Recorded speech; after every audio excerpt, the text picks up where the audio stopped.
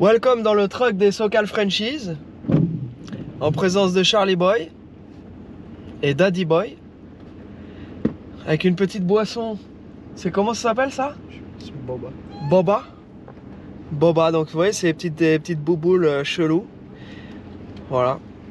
Extrêmement intéressant, hein, découverte de la nourriture californienne. Aujourd'hui, Charlie Boy, qu'est-ce qu'on va faire? C'est japonais. C'est japonais? Oui. Qu'est-ce qu'on va faire? On va chercher une voiture. Quelle voiture? Bah, la même chose que tous les jours. Une Mustang, je sais pas quoi, 74. Donc... tu plaisantes? 74? Ah, pardon. Je vais te déshériter tout de suite. 65, 66, 67, 68. À la limite, une 69. Oui. Voilà. 74. Je vais lui montrer ce que c'est tout à l'heure sur Google, une Mustang 74. Oh là là, ça elle était pas mal celle-là. Bon, donc on va se faire encore 53 minutes de route sous le soleil californien. Parce que, hein, Oui. au-dessus des nuages, qu'est-ce que c'est? C'est toujours le soleil. Ah oui.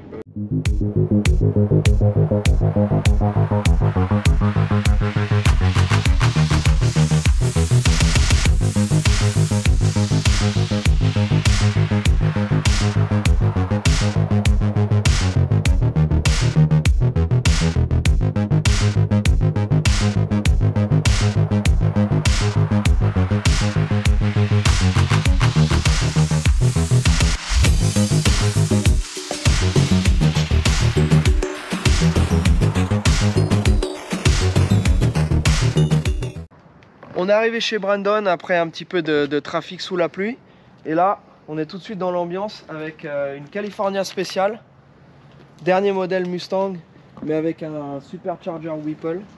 Et en fait, dans sa voiture, donc là, c'est plus du tout la petite Mustang comme on a l'habitude de voir sur les routes. On a les gros slicks avec les jantes weld. Et à l'avant, les skinny, tout fin. Regarde ça. Voilà. Donc ça, la prochaine fois qu'il va rouler, il va nous passer un petit coup de fil et puis on ira le voir rouler, soit sur circuit, soit dans la rue. Ils font des courses dans la rue aussi. Voilà. Donc ça c'est son truck aussi. Donc celui-ci pour l'instant il le garde, il ne veut pas le vendre. C'est un beau petit. What year is this one? 72. 72. Donc c'est un 72. Voilà. Et aujourd'hui, ce qui nous intéresse, c'est cette petite Mustang. On va regarder tout de suite. Alors Charlie, je vais en profiter pour te montrer un petit peu les endroits qu'on regarde en premier sur ces voitures-là. Parce qu'un jour, si papa est malade, il faudra bien que tu viennes inspecter les caisses toi-même quand tu auras le permis. Alors viens voir. Donc là, ce qui est bien, c'est qu'on a la lampe, donc tu vas pouvoir regarder directement avec moi. Donc là, Brandon, je lui ai déjà acheté une voiture qui était saine. Donc je lui ai dit à chaque fois que tu as une caisse saine, tu me tiens au courant. Donc là, bah écoute, ouais, on voit que les planchers sont nickel. Tiens, viens Charlie. Tu vas pouvoir regarder comme ça, éclairer en dessous.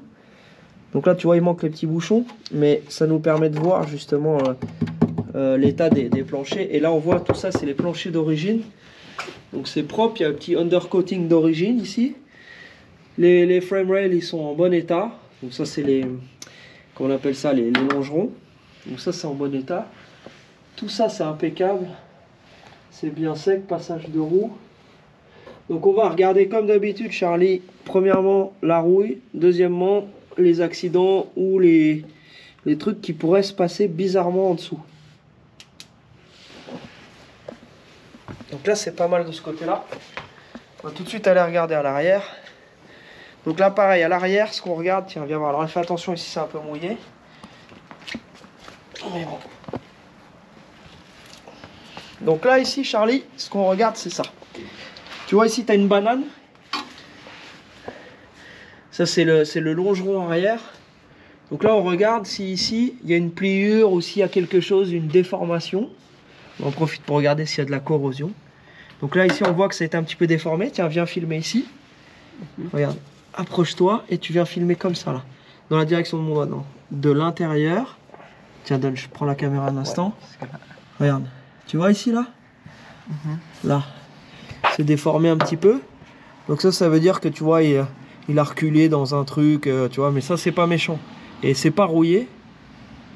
Donc, et on en profite pour regarder partout en dessous. Tout ça c'est propre. Là ici il y a eu un petit patch, regarde Charlie. Donc là ça veut dire qu'ici il y a eu quelque chose, tu vois, ça devait être rouillé ici. Bon, c'est pas méchant. C'est pas méchant, mais ça n'a pas été très bien réparé, tu vois. Bon, c'est un endroit qui est assez accessible, c'est pas trop galère, donc bon, il faut refaire un petite réparation à cet endroit-là. Je profite pour regarder le deuxième frame rail ici. Ça c'est bien, le longeron pas abîmé. Ici, bon c'est pas mal. Tiens, je te rends la caméra. Regarde, tac. Alors on regarde aussi si le pont a des fuites. Voilà, je regarde souvent sous la voiture là-bas. J'éclaire pour regarder si en même temps il y a des fuites de boîte ou de moteur. Après on regarde un peu l'état des lames. Donc ça va, les lames elles sont... ça commence à être un peu... Enfin, elles sont pas trop plates, elles ont encore une forme un peu arrondie. Bon ça, faudra regarder. Les amortisseurs sont vieux, donc ça en général on en profite pour mettre des neufs. L'échappement n'est pas troué. Donc là c'est le double échappement, ok. Avec des glass packs. Donc ça c'est les petits échappements qui vont faire un peu plus de bruit que d'origine. On va certainement l'entendre quand il va la démarrer. Ok, on va les regarder de ton côté maintenant. Hop. Hop, là, ouf. Allez. Alors ici, on va regarder si on a des surprises ou pas. Là c'est bien.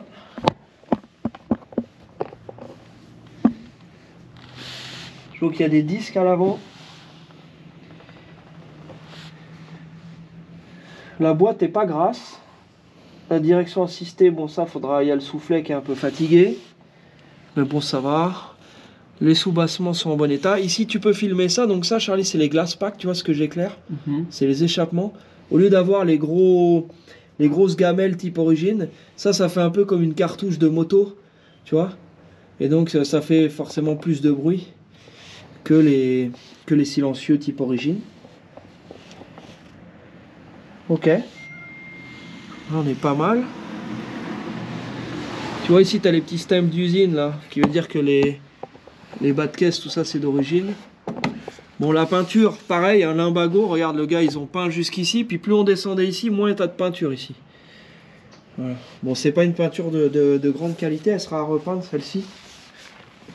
Mais ce qui nous importe, là, c'est d'avoir une caisse qui est... Tu vois, ça c'est pas une peinture type origine déjà, donc elle avait été repeinte.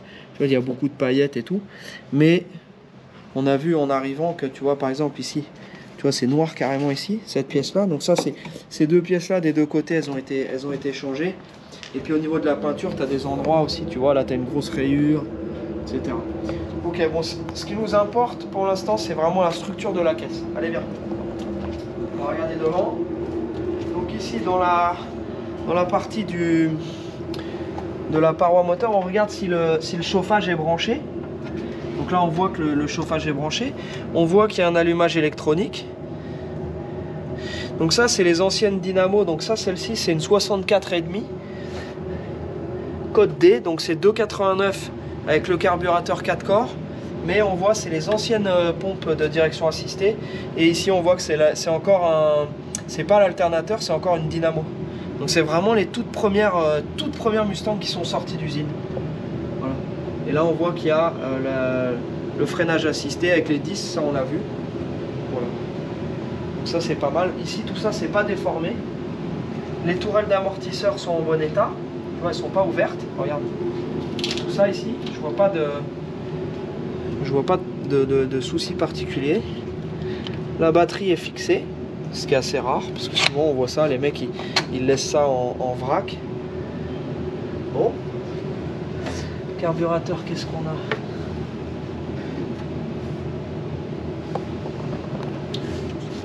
l'impression qu'elle a son carbu d'origine. Bon bah c'est pas mal ça, c'est pas mal. Et tu vois en fait celles qui sont gold comme ça, avec le moteur noir, c'est que c'est toute première Mustang, et après à partir de fin 65 et après 66, les moteurs étaient bleus. Voilà. Ok. Alors on va regarder un peu les trains roulants devant, on va regarder les cylindres blocs. On voit que là il y a une pompe à essence neuve. Donc ça c'est récent. On cherche aussi les traces de choc. Tu vois Charlie, on regarde bien, parce que souvent à l'avant, à l'arrière, on a regardé déjà sur les côtés, on regarde s'il y a des endroits qui sont pliés ou abîmés. Tu vois, cette pièce là elle a été changée, mais pas peinte. Comme les trucs à l'arrière, tu vois, c'est tout noir. C'est Jean-Pierre Papin. C'est la vanne de notre ami Thomas Hawk. Bon, Jean-Pierre Papin, si tu sais pas qui c'est, c'était un footballeur français très connu. Voilà. Sinon la vanne elle sert à rien. Si tu sais pas qui c'est, on est d'accord. On peut comprendre que c'est le nom de quelqu'un. Voilà, exactement. Ok, bon bah c'est une caisse qui est honnête. Donc on va la démarrer. On va aller faire un petit tour avec. Et ce qui est bien, c'est que pour l'essayer, il va falloir qu'il bouge sa Mustang avec le gros compresseur Whipple. Comme ça, on va l'entendre démarrer celle. Alors, juste avant de la démarrer, on va regarder dans le coffre. Keys are on it? Yeah. I'm gonna check in the trunk real quick and then that's fine.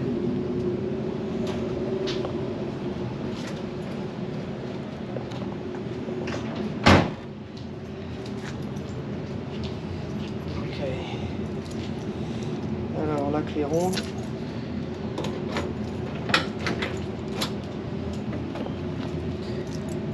Tiens. Alors Charlie, regarde. Ici, qu'est-ce qu'on regarde ici? Tu peux filmer. Tu vois, on regarde ça. Les quarter panels arrière, donc c'est les ailes arrière. On regarde si elles ont été coupées. Ok. Et donc, on regarde s'il y a une balafre. Et tu vois, sur ces caisses-là, faut jamais avoir peur de bien se pencher, bien regarder en dessous. Parce que les endroits qui peuvent rouiller sont souvent des endroits qu'on voit pas bien. Donc là, on regarde ça. Et après, on va finir notre inspection en regardant les cheminées. Ça, je vais t'expliquer ce que c'est aussi. Donc là, quarter panel d'origine. On voit tout ça, c'est pas abîmé, c'est nickel. La peinture d'origine, je regarderai le code. Parce que je vois qu'ils ont remis du noir un peu, c'est un peu dur de savoir. Mais j'ai l'impression qu'elle était Amber Glow. La couleur, on va regarder. Et on regarde ça aussi, Charlie. Tu vois? Ça s'appelle la fermeture de longeron. Et souvent, en fait, quand tu vois, quand tu as des voitures qui sont rouillées, ici, tout ce trou-là qui est tout à fait normal, d'habitude, il y a un petit bouchon, et ben là, en fait, ça se met à rouiller autour. Et pareil, si on regarde, tu vois, s'il y a eu un accident, et ben, tu as les déformations qui vont venir, qu'on va voir ici. Donc là, tout ça, c'est correct. C'est pas déformé.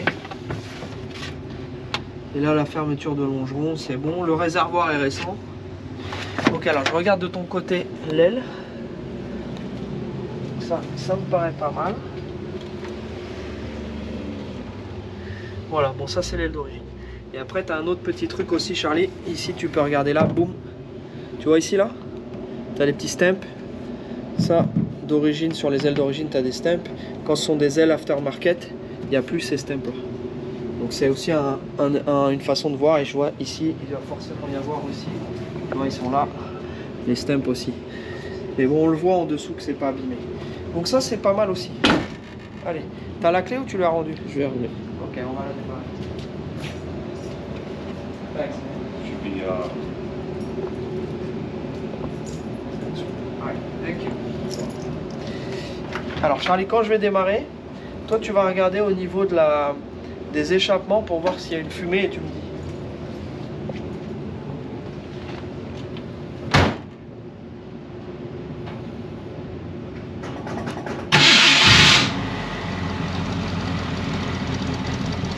Non, c'est bon. Y a pas.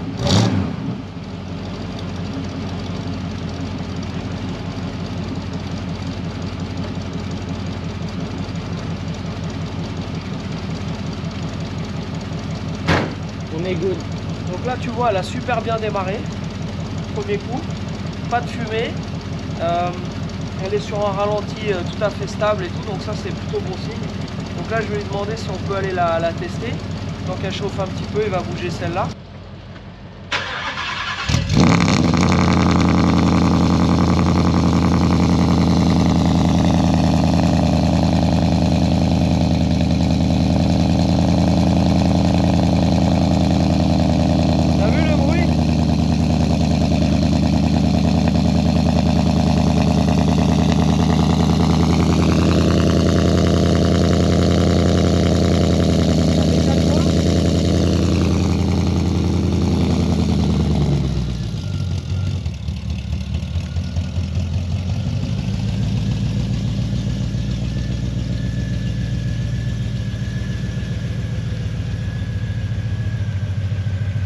On va lui demander de nous montrer sous le capot pendant qu'on est là.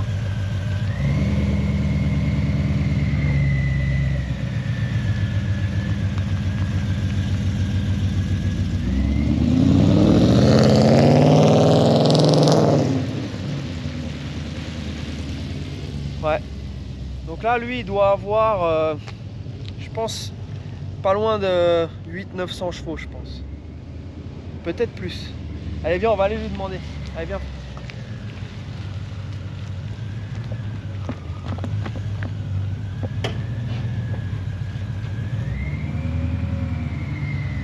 Il a deviné, il a déjà ouvert. Julio. Ouais.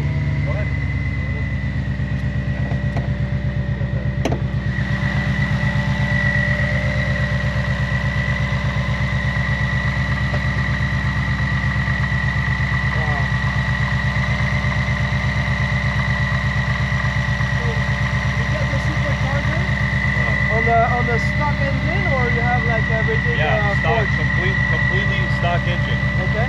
Never open. Never open. Never open. Okay. So the boost? Right now it's making about maybe 19 pounds. 19 pounds? Yeah. And to the wheel, how much do you have? 1,000. 1,000. Yeah, 1,000. 1000 chevaux en roue avec 19 pounds de boost. Ok. Le moteur est stock, c'est-à-dire qu'il n'a jamais été ouvert, rien n'est renforcé. So that means this, those engines, they can handle up to about, I would say, 1,200 horsepower to the wheels. Yeah. And then after that, you need rods and pistons. It's crazy. Yeah, it's crazy. Yeah, the Gen 3s are really good. And you have some friends that have like a lot of miles on this and still okay? Yeah. Right now, one of my buddies, Darren, he's got a Orange Fury 10-speed Gen 3 with a VMP Odin supercharger. Okay. Making the same thing, about 1,000 horsepower to the wheels, but his car is a 2018. He had it for about maybe 4 years now. I think he's got 60,000 miles, and his car is running tip top and no problems, no issues whatsoever. Okay. This car's only got 13,000 miles. Ok. Donc celle-ci elle a 13 000 miles, donc il a aucun problème. Il a un pote qui a la même, une 2018 qui a déjà 60 000 miles. And I'm sure those 60,000 miles, but pushing it. Oh yeah, for sure. Yeah, he beats the crap out of his car. Yeah. Donc c'est 60 000 miles, mais en plus, donc ça fait 100 000 km. Mais en plus de ça, à taper dedans, quoi. Donc vraiment. Les troisième générations comme ça de Mustang avec le Coyote, Coyote, donc c'est le 5 litres Coyote, super fiable. Wow, that's great, man. Thanks for showing us. Yeah, no problem.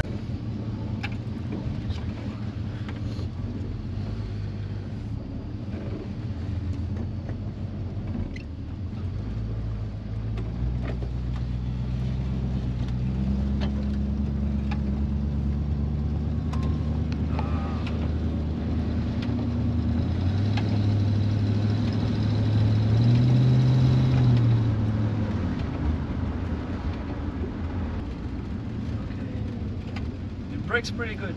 Yeah. Yeah, you can feel the power of the brake. This way? Yeah, make it right.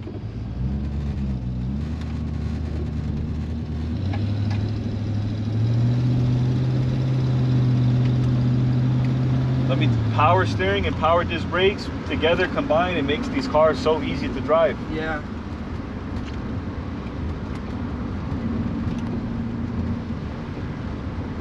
I think it's one of the first time I test drive a car under the rain here. Really? Because yeah, usually, you know, it doesn't rain a lot, and when it rains, you know, we stay at the shop doing something else. Yeah. Yeah, it wasn't raining too bad today. You know, it got a little bit wet, but you know, nothing too bad.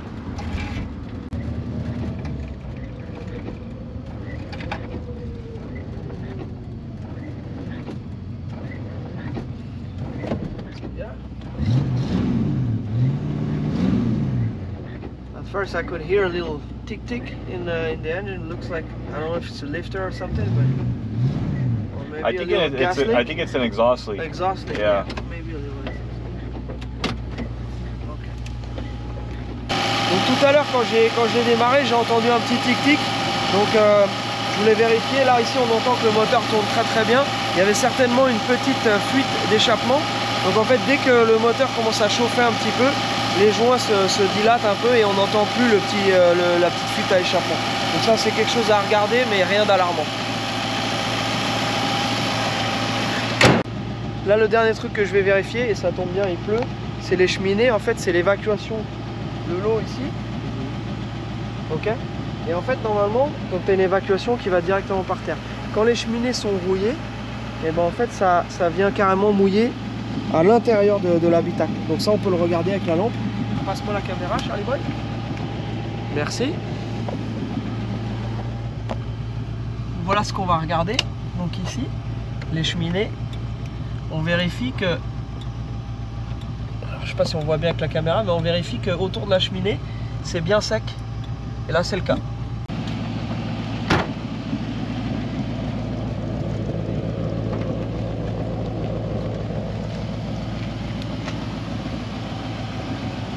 Voilà, donc tout ça c'est impeccable.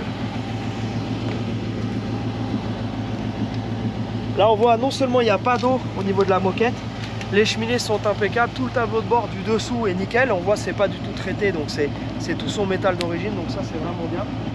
Et il me dit que la voiture vient de Bakersfield, et Bakersfield c'est un endroit où les voitures sont très sèches, donc on ne sait pas depuis combien de temps elle était là-bas, mais en tout cas c'est plutôt bon signe et on l'a vu avec tout le reste. Voilà. C'est une voiture qui est saine.